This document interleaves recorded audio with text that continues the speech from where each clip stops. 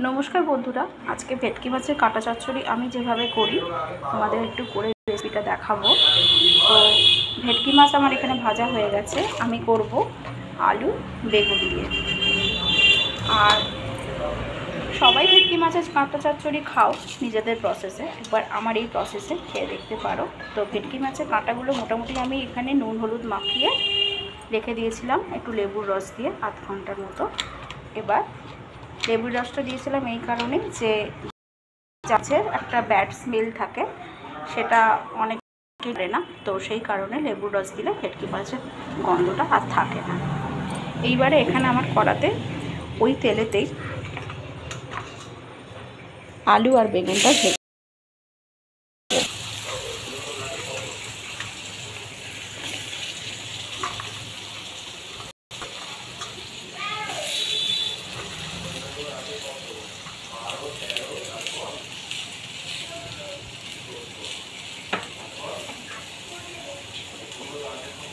তেলটা খুব গরম ছিল বলে আমি গ্যাসটা বন্ধ করে রেখেছিলাম, আবারও গ্যাসটা জ্বেলে দিলাম, না হলে আলু পুড়ে যেত। তো আলু বেগুনটা ভাজতে থাকি, একটু ভেজে নেব আলু বেগুনটা।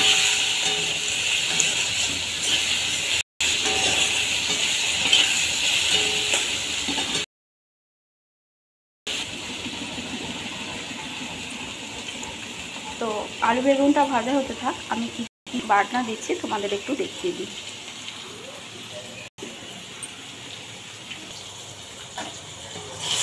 বন্ধুরা এখানে আমার আলু বেগুনটা ভাজা হয়েই এসেছে, এবার আমি এটাকে নামিয়ে নেব। আর এর সঙ্গে আমি কি কি মশলা দিচ্ছি তোমাদের একটু দেখিয়ে দিই।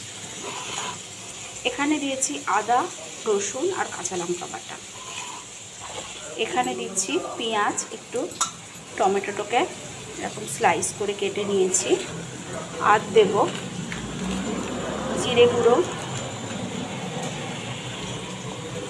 কাশ্মীরি লঙ্কা গুঁড়ো, নুন হলুদ তো যেমন কমন জিনিস তো থাকছেই, আর একটু নামানোর সময় গরম মশলা দেব। তো চলো আমার এটা ভাজা হয়ে গেছে, এবার এটাকে আমি একটু নামিয়ে নিই। এই যে দেখো বন্ধুরা, এবার আমি এটাতে পেঁয়াজ দিয়ে দেবো, আর একটু তেল দেবো, তেলটা একটু কম হয়েছে কারণ এই কাঁটা চচ্চড়িতে একটু তেলটা বেশি লাগে।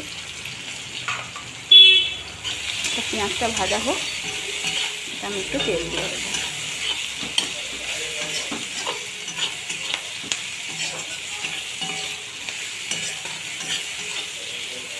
পেঁয়াজটাকে একটু লাল লাল করে ভেজে নেব। এই যে দেখো বন্ধুরা, আমি একটু তেল দিয়ে দিয়েছি, এটাতে এবার পেঁয়াজগুলোকে একটু লাল লাল করে ভেজে নেব। লাল লাল করে পেঁয়াজটাকে ভাজা মোটামুটি হয়েই এসেছে, খুব যে লাল হবে তাও না, বেশি পেঁয়াজ ভেজে দিলে আবার তেতো হয়ে যাবে। তো এবার আমি এই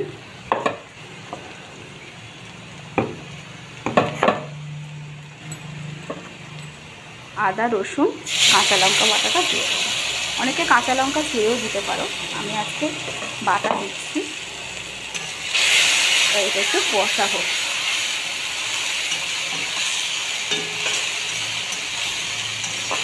যতক্ষণ না এর কাঁচা গন্ধটা যাচ্ছে ততক্ষণ এটা একটু কষতে থাকবে।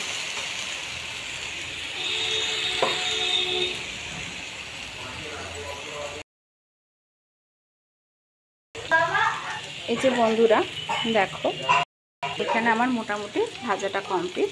গ্যাসটা আমি একটু কমিয়ে রেখেছি যাতে মশলাটা না পুড়ে যায়। এতে আমি দেবো এবার কাশ্মীরি লঙ্কা গুঁড়ো,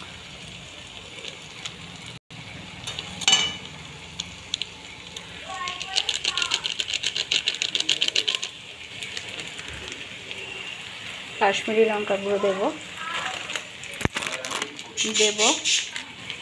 জিরে গুঁড়ো,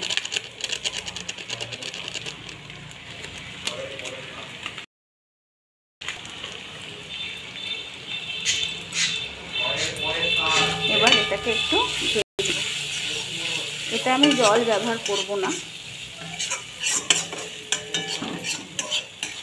এটাতে জল যদি না দেওয়া যায় এর টেস্টটা আরেক বেড়ে যায়, তো এটাতে আমি জল ব্যবহার করব না।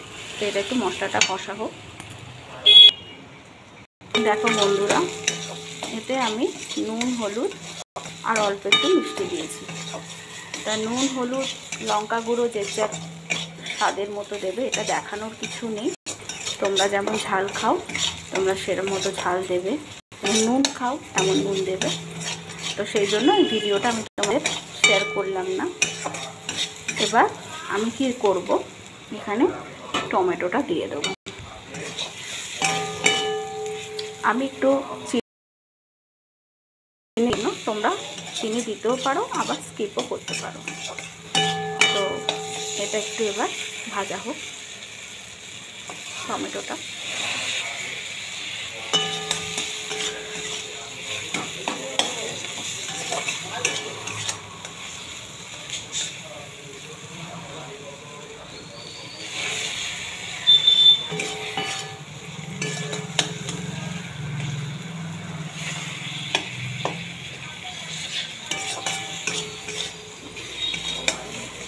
টমেটোটা একটু মশলাটার সাথে ভাজা হোক।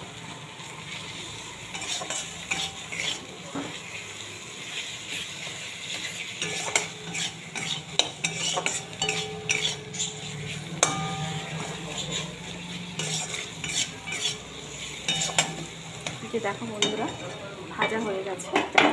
এবার এটাতে আমি ভাজা ভেটকি মাছের কাঁটা, আলু, বেগুনটা দিয়ে দেবো। এবার এটার সাথে কষি।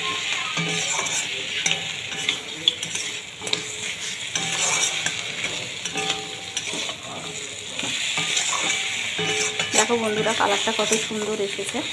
এটা যেহেতু শুকনো হয়, একদম জল হয় না বা কাই হয় না, শুকনো শুকনোই ভালো লাগে, তো সেই কারণে আমি জলটা দিচ্ছি না। তো এবার এটা একটু কষা হোক।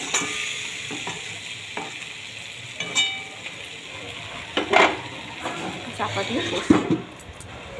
তো চলো বন্ধুরা, তোমাদের আমি একটু ফাইনালি দেখাই কিরম জিনিসটা দাঁড়িয়েছে। এই দেখো, আমি কিন্তু একটা ফোঁটাও জল দিইনি।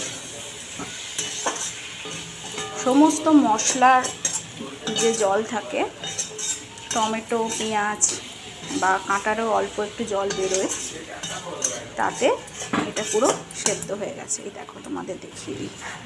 এই দেখো, আলু সেদ্ধ, বেগুন তো সেদ্ধ হবে, বেগুন এমনি খুব নরম। এই আমার ফাইনালি রেডি। এটাতে আমি এবার একটু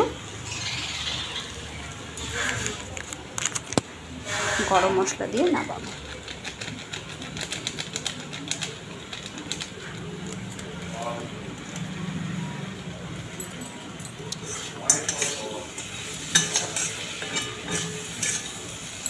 চলো আমি তোমাদের সার্ভ করে দেখাচ্ছি।